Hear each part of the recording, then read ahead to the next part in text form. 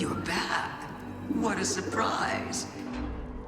Only joking. This throne world is indistinguishable from my own mind, Guardian. Every step taken, every bullet fired, every thought whispered. I keep and count them all. Remember that. Well, two can play at that game. Let's find out how many bullets it takes to beat the Witch Queen. Quick clarification point up front though. Savathun says in her line that she counts every bullet fired in her throne world.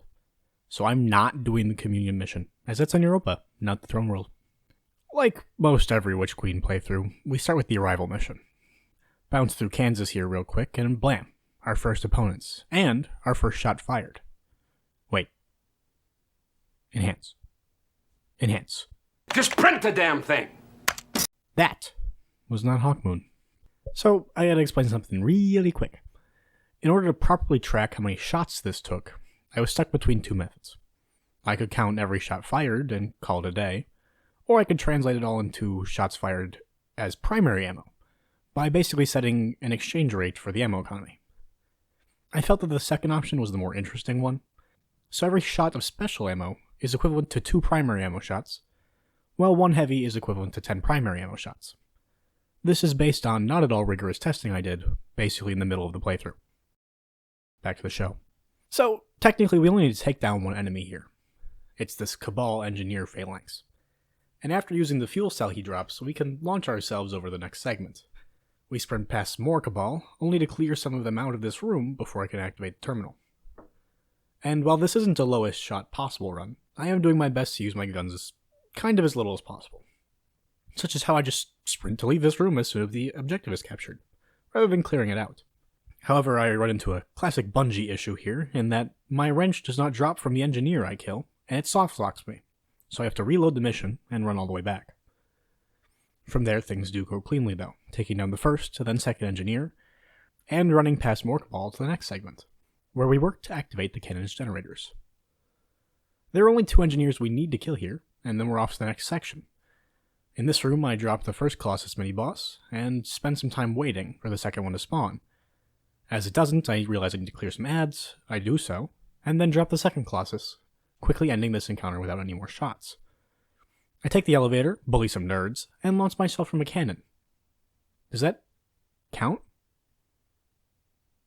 Landing on Savathun's ship with no issues. This first room, with the burden of tributes, is as easy as basically 5 kills, though I do commit a few extra just for funsies. The next section after this is where you first receive the artifact of the Black Fleet, and it's one of the many rooms you'll need to clear before you're allowed to progress, which brings our total up by a fairly significant amount, as there are a lot of Hive here. I clear the outside walkways for the most part, go completely overkill on this night, and get a quick glimpse of Savathun on the way out the door. Now we get to do one of my favorite activities. Clowning on this one specific Lightbearer knight, repeatedly. Get dunked on, dumbass.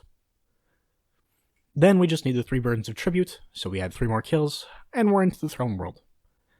A little cleaning of the area outside the door, and we're on to our first of many confrontations with Savathun, which does not take that long, honestly.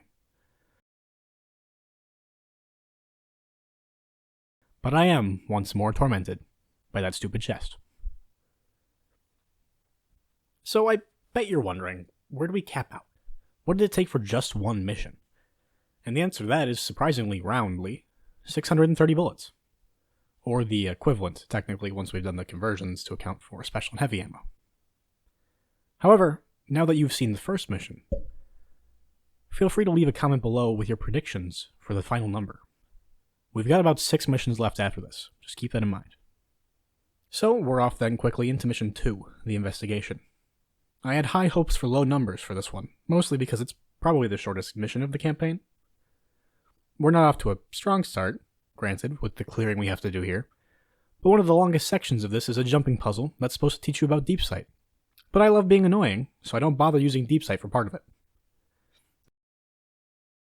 After that, you can just run past most of the Hive and head straight to lowering the gate. I take care of this section by doing a particularly powerful challenge run strategy known as running in a circle, and thus manage to lower the gate without firing a single shot, before dying to a Sparrow explosion while attempting to make my getaway. However, it just spawns me back in after the gate is lowered and the enemies are gone, so that's cool, I guess. Now we need to get past another gate. However, this one has exactly 6 required enemies, 3 for 2 waves. First being the Scorn Big Boys, which fall down relatively easily, and then a Lightbearer Wizard and 2 Knights, which fall with complete ease, not even relative.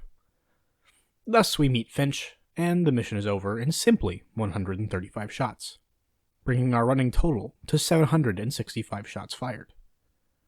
And we begin to see here our rankings, with Mission 1 clearly taking the most bullets so far, while this one has taken the least. However, with 5 more missions, anything could still happen. Speaking of things happening, here's Mission 3, but it's really, really fast.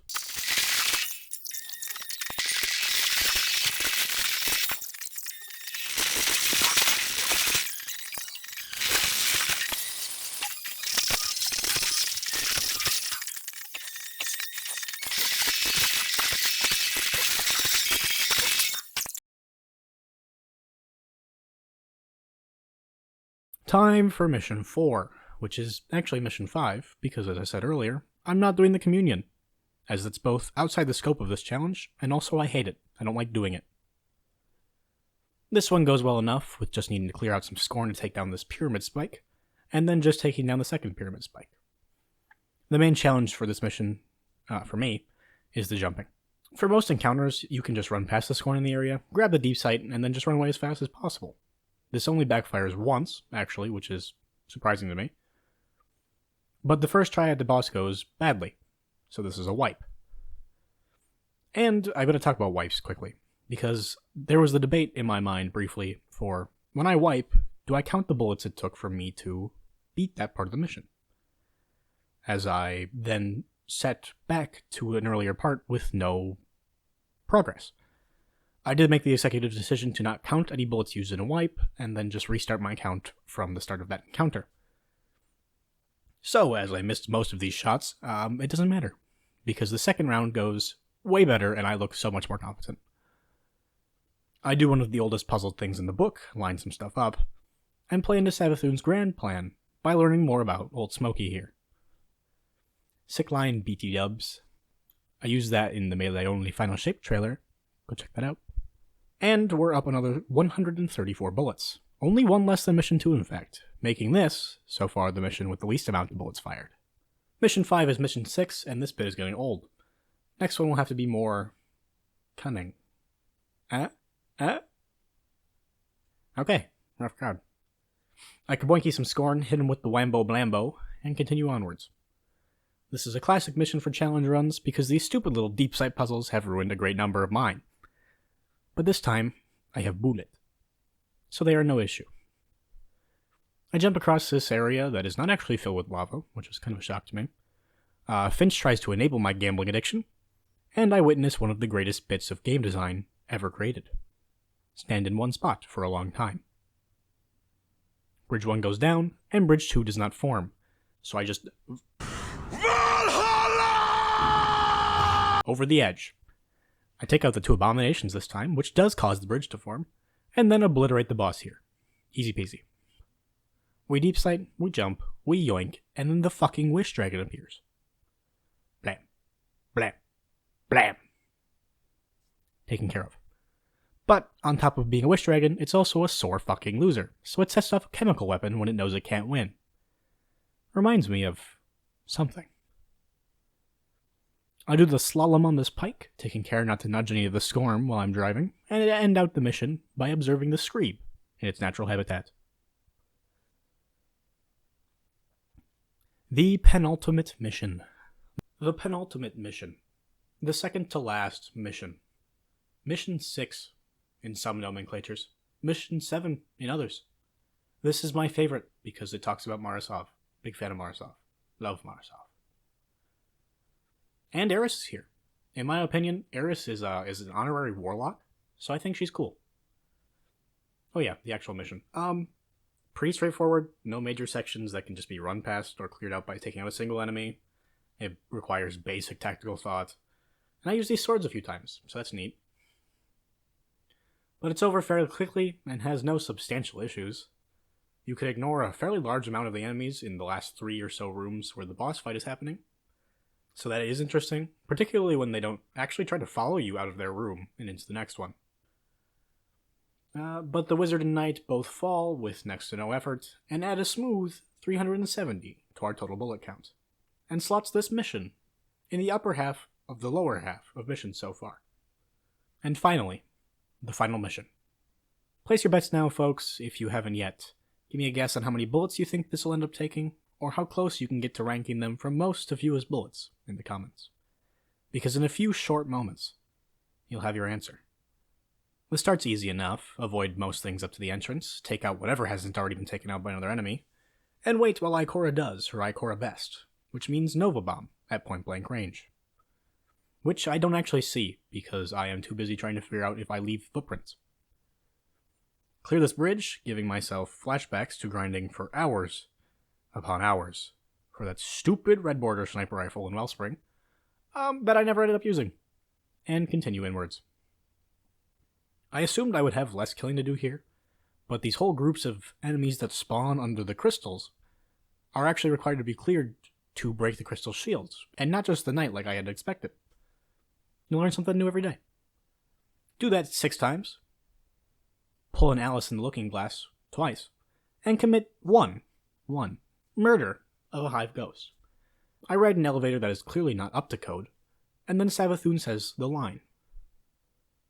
After that, I pull off one of the oldest skips in this campaign by just sprinting past all of these guys. I genuinely do not know if I've ever cleared that area out. I will not lie to you. I think I have just sprinted past it every single time.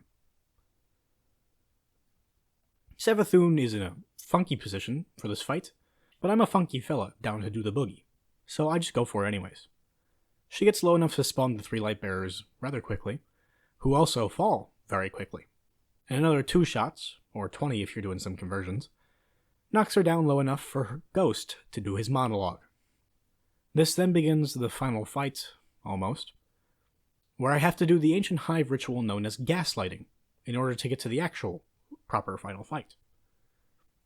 I die in the final fight, and I have to try again. Aside from some general ad clear I do to just make my life a bit easier, and to proc that crispy Hawkmoon shot, it's just dropping these 3 wizards and hitting as hard as I can. I do have to deal some thrall, but I go recollect the buff and sling lead until Savathun is Savadead. Or Deadvathun? I don't know, dude. Counting all those shots took a lot of me mentally, okay? But it is time. The campaign is over, and we fired a lot of bullets. We kept and counted every bullet fired in the throne world, just like Savathun claims she does. So let's find out just how many shots it took to beat the Witch Queen. Well, by taking our total up to this point, 2,252 for those of you who may have forgotten, and adding this mission's measly 824 bullets, we see that to beat the Witch Queen campaign, it took a total of 3,076 bullets. That also gives us a pretty definitive listing for our final ranking of missions. So let me know in the comments below. How did it line up with your prediction? I'll admit mission 4 threw me off. I was expecting the investigation to be the lowest, like hands down. So mission 4 taking a lower spot actually was quite the upset to me. And that's a wrap on this one, folks. I need to go do something easier for a while that does not involve counting or math. I'll see you next time. Until then, have a good one.